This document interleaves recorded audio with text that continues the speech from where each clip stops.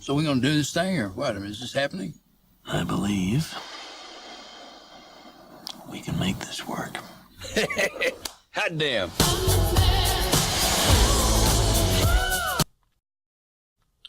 Vice.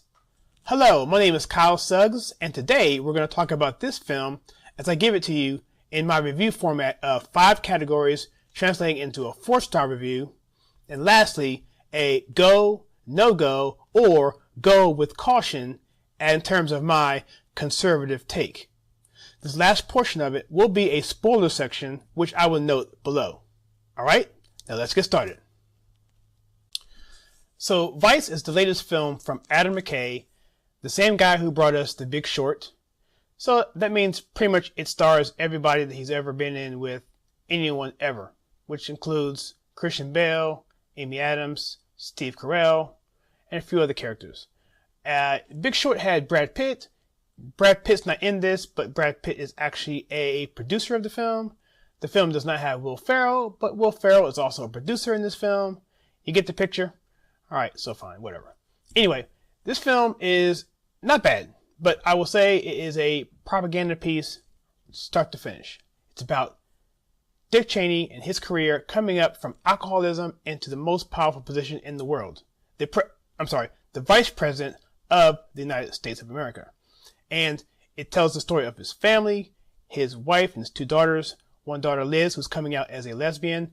It tells that story about how a father who actually was in favor of that early on, but was forced to actually go against that for political reasons, causing a friction within the family.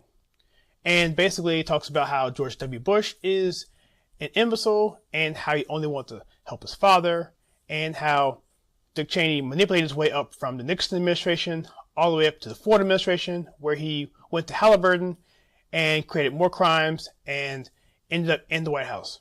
So basically that's the whole movie. So with my review, I would give this film a 2.5-star rating.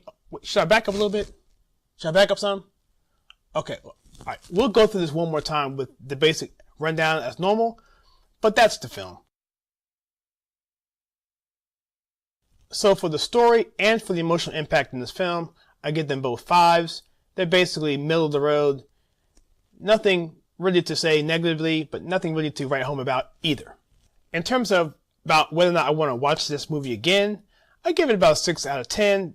There are some interesting aspects of this as it relates to 9/11, which would be the only reason why I would say check this out multiple times or even one time, is because of the perspective that it gives you from his and the cabinet's position, where the president was out on Air Force One circling the country. So that was pretty interesting to see how they perceived Dick Cheney's power grab at the point of the biggest tragedy in United States history.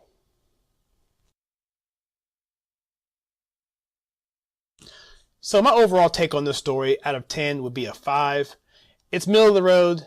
It's not bad. It's not good. Like I said before, the historical aspects of it make it worth checking out. It's an Oscar film, so which means it's well made, it's well acted. It's got all the check marks ticked off. The only problem with this film, I think, is the fact that the director tries to infuse comedy that doesn't really fit. And I think that comes from his comedic background. And I think he tries to put it in this film, it doesn't work as well as it did in, like, let's say, The Big Short. And so with that, I give it a 5 out of 10. So for my conservative take, you can already guess what I'm going to say about this.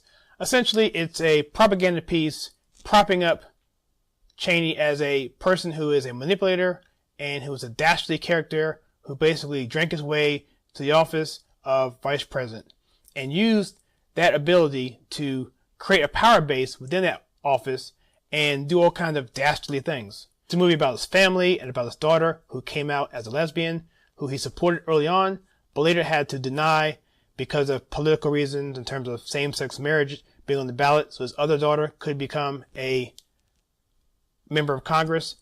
And so those sorts of things happen, and the fact that they didn't mention Halliburton was interesting. They mentioned it a little bit, but I always felt that that was kind of a red herring, because the fact is Halliburton can only do what Halliburton does. It's like 2 companies in the whole world that can do what Halliburton does.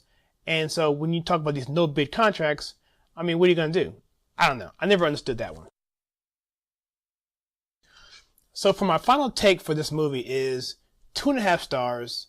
It's a 10 score, middle of the road, nothing too flashy. It's an Oscar film, meaning again that it's well made.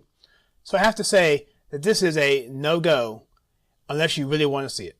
And that's it. So yeah, so if you enjoyed Vice, let me know. Comment below. If you enjoy the content on this channel, please like and subscribe, and also share with your friends. Okay, so until next time, I'll see you on my next conservative take.